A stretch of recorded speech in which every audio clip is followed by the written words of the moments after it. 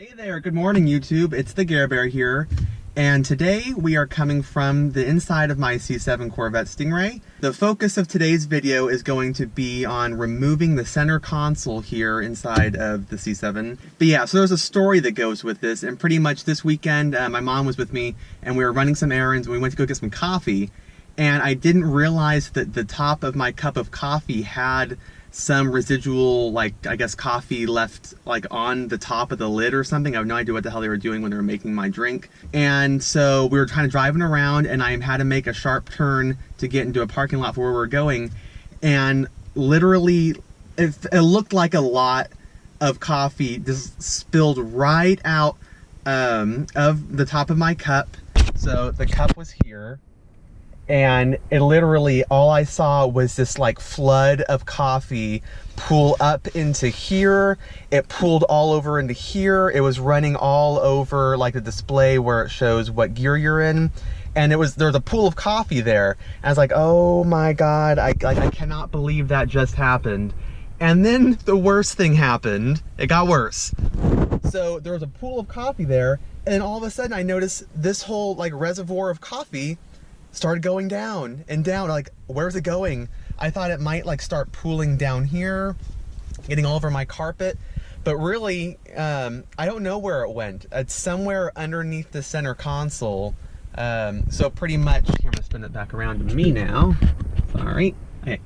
But yeah, so what I'm kind of hoping is that I can take this all apart. I figure, you know, I'll go ahead and take a stab at it, take all this stuff off, and hopefully it didn't ruin anything. Maybe, it's probably dry by now because it was yesterday and it was very hot outside. But yeah, hopefully I can just get in there, clean up any residual coffee that's there, and hopefully it didn't like get in any electronics for like the gear shifter or, you know, ruin anything else.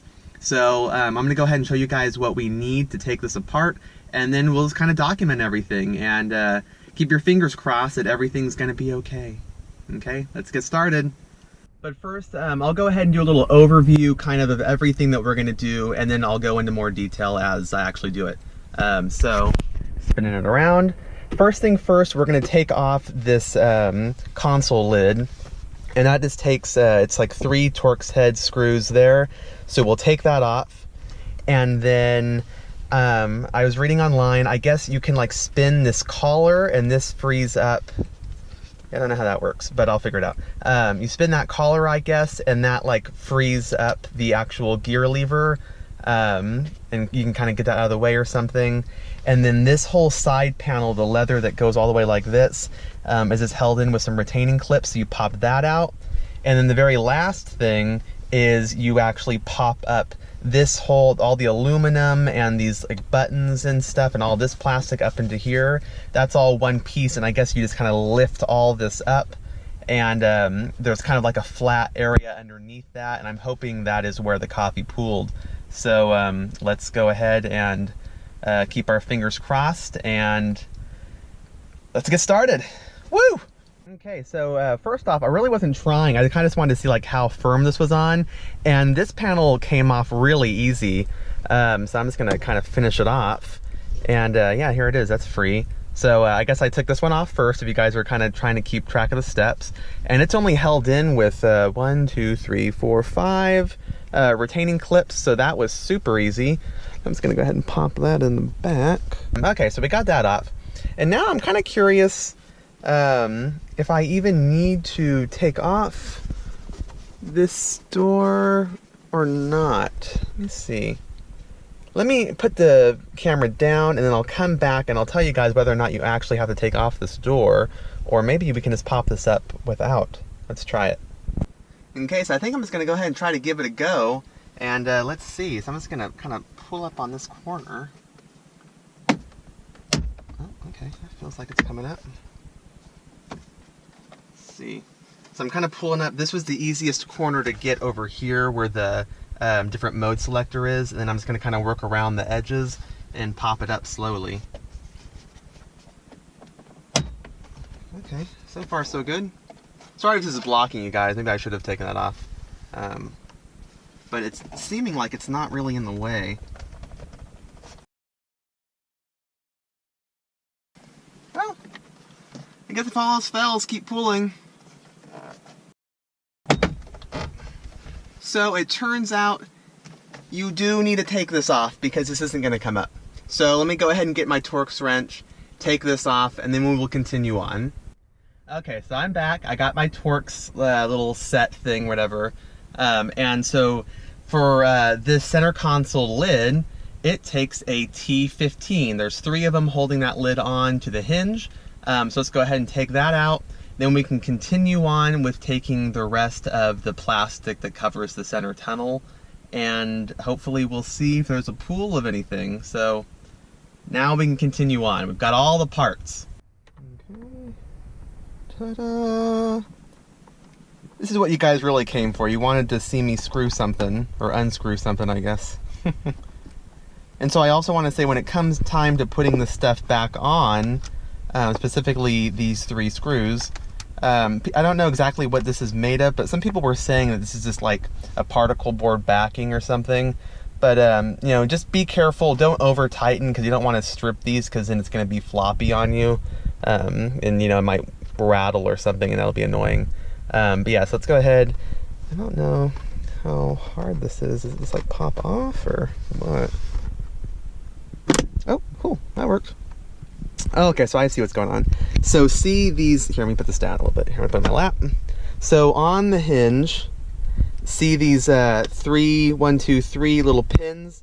Those are kind of like some type of pressure pin that go in hand with the actual screws. So, you know, you've got those going into those other spots here. So that just kind of like holds it in. So you need to pop that off, give it a little bit of pressure to remove this once you remove the screws. So let me put this over there.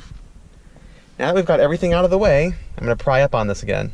Okay, so let's keep pulling on this like I was before, and hopefully good things happen. Hopefully I don't break anything. Figure out like how far back this. Oh, okay. This is a plastic piece that just came off the side. Put that away. Hopefully that was supposed to come off. I don't know. It doesn't seem to want to come up anymore. What do you guys think? I wish I could talk to you guys in real time. I have no idea. Let me think about this for a moment and maybe reference online a little bit. Okay, so all I did since the last time I had the video rolling, I actually put the car into the on position.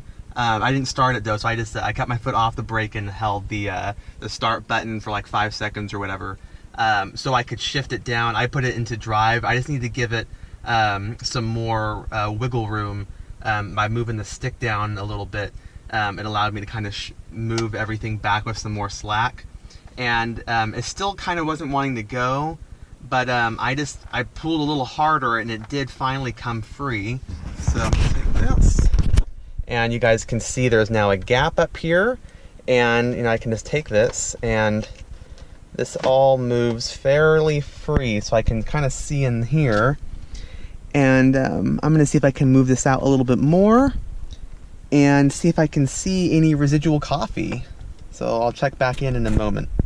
Also, I feel like I have to mention, even though sometimes I may come off as very calm or very like nonchalant about like, oh, I guess I'll pull this until, you know, until it breaks or something. You know, I'm just being funny, but really this is actually very nerve-wracking, taking apart, you know, a really, you know, expensive to me car that's not very old. But yeah, so far nothing's broken. I haven't broken any clips. That always is like, you know, a worry. But yeah, I just wanted to kind of point that out there. I'm not like, oh, well, let's see if hopefully it doesn't break. I hope it doesn't break because I can't afford to fix this. But yeah, so let's keep trucking on. Well, shit. I broke it. Just kidding. So I actually read online on some of the Corvette forums. Oh, that doesn't look good. And what I read was that for the automatic ones, what you do is shift into neutral. So pretend this is all put together still. You shift into neutral, and then you depress the shift button, and they say pull up really hard, and they're not lying. You feel like you're gonna break this thing off, but just make sure you put it into neutral and you're pressing real good on the shift button, and as you yank it up, and after, you know, I did it, you know, kind of gingerly increasing my pressure, and then finally this thing just flew up. So yeah, so that's how you take this off. Yay. Okay, now we're back, and I'm going to try to finagle this so that I can take this off, because I definitely smell coffee, but I don't see it, which makes me worried. See if I can figure out how to get this out. Hey, cool. So if you ever need to replace your shifter, that's really not that hard. That was easier than I was expecting. And then, looks like there are some clippies. I don't know if that'll show, but you just gotta kind of press in the little side clip on these guys. Looks like it's being stubborn. I don't want to break anything.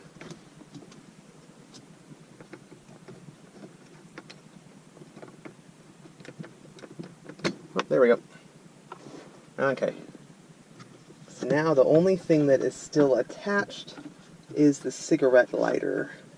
Okay, so we went ahead and undid the wiring harness for the driving mode selector switch. We undid it for the parking brake switch.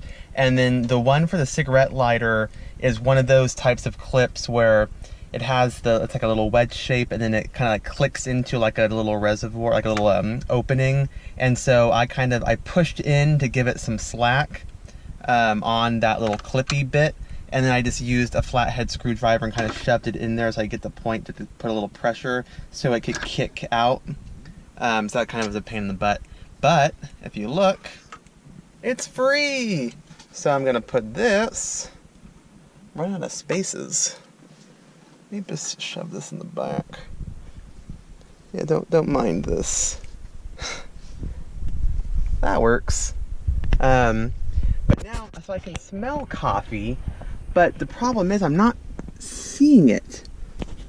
So you can see a little remnant. I mean, this was the corner that it was pouring down, and you can see some stickiness. But what I'm worried about is, you know, did it go like down farther where I'm not going to be able to get to it? Because all of the reservoirs in here look really good. I don't see any. It's probably not picking it up on the camera too well because it's not that bright. But here, maybe I can actually use my cell phone. Let me get my handy dandy flashlight. And yeah, you can see, I don't know if that's really showing for you guys, but there's no coffee in here at all. But there is some right up there.